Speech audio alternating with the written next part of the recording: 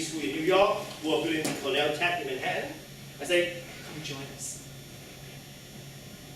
They get it immediately. Cornell and CK are my company.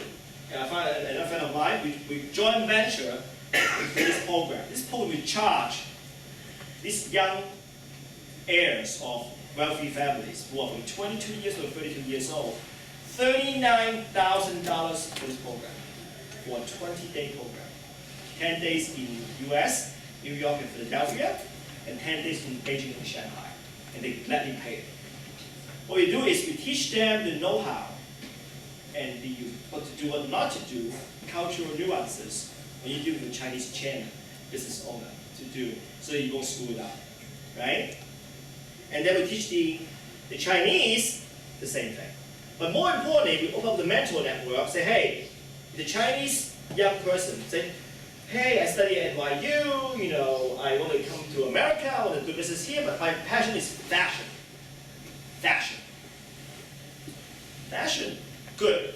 So after you learn all these basic fundamentals of my program, we will match you up with the president, CEO, or chairman of a luxury fashion brand that we know, and let her be your mentor. We'll make the connections for her. Through the Cornell alumni and our network, and do that, the same thing.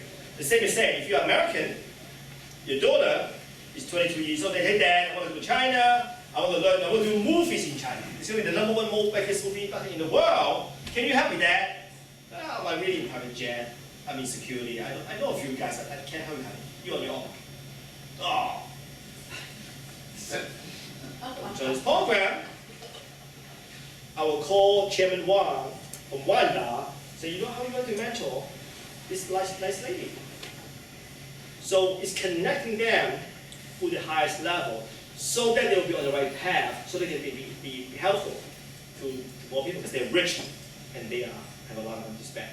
So this illustrates my point about why the next generation is important of our success, progress, and progress. Now, this is actually a picture.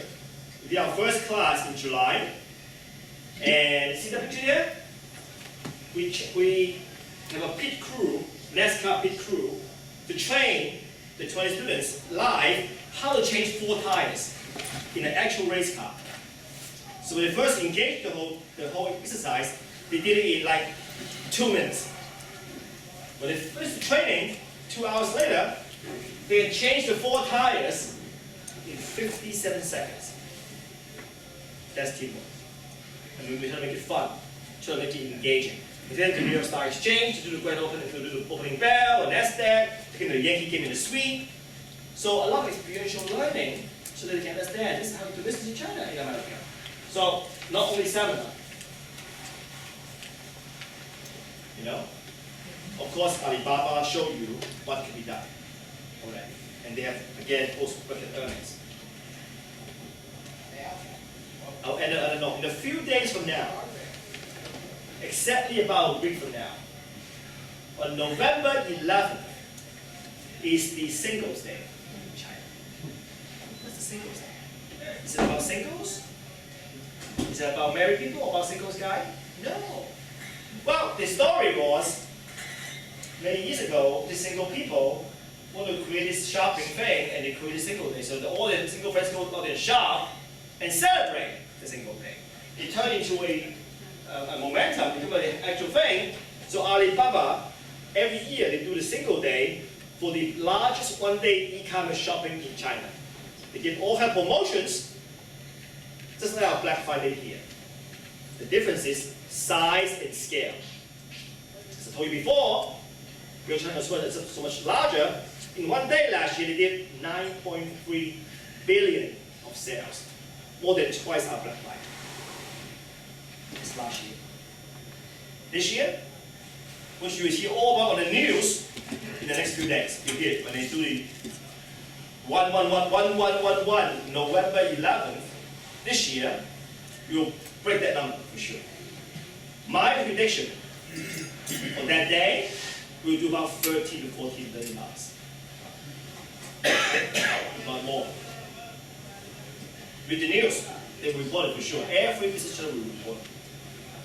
You know, and in fact, I'm also actually working with one of the major brands here to ride on that coattail. Say, hey, let's do the single days here. Let's promote them.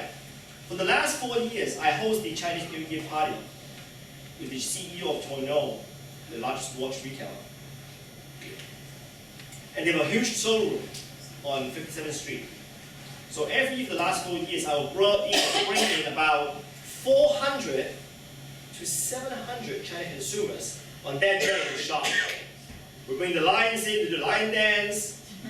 There's a reason for that. The lion dance actually is a ritual that for Chinese New Year, they come into the store, they kick out the spirits and the evil. So you get good luck to stay. So the CEO and me would feed the lion, not real, fake lion. They're not real lion.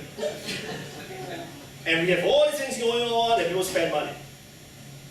They told me they whatever they invested with that one day bonanza, they reached 6 times the sales and profits.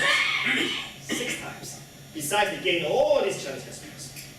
Today, I'm working with the Brookfield Place. I know you know Brookfield Place, the World Financial Center, the new luxury mall there, 60 stores. Section of everything going to move in there next year. You have the new men's store, 60 luxury stores there in downtown. We're working with the C-Trip, the Expedia of China, #1 travel portal in China called C-Trip, C-T-R-I-P, which is accountable for 33% of all the travel booking in China on the internet. So from now on, if they book New York, airfare, hotel in New York, we know who they are. We send them an app, pop on the screen, say, come to New York, shop at Brookfield Place. You get discount, da.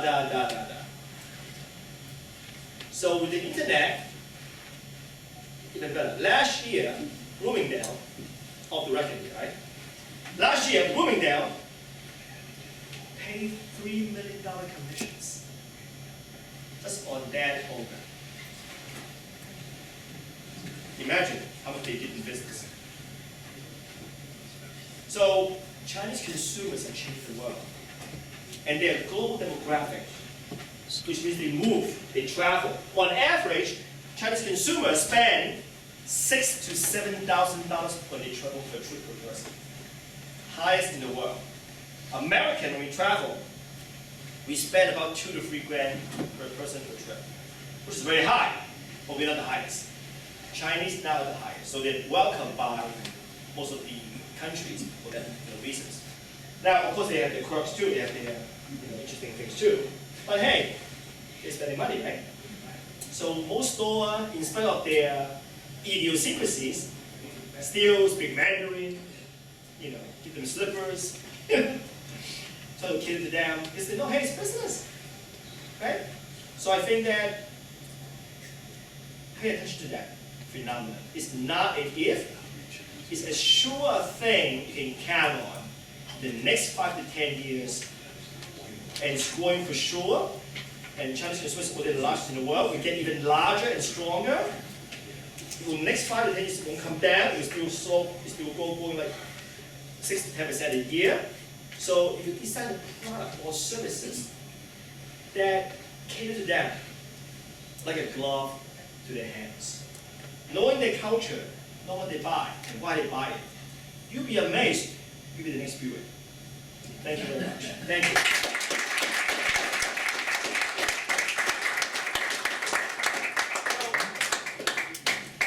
So anyway, I know that Joe and Kevin will tell you that they have amazing chapters in China for many, many years. So I really encourage for those of you who have been there to go with them and to really learn about the people, the consumers, and the culture. And the food is amazing. No kung pao chicken. And no chop suey, but other than that, everything else is good. Thank you. Thank you, sir.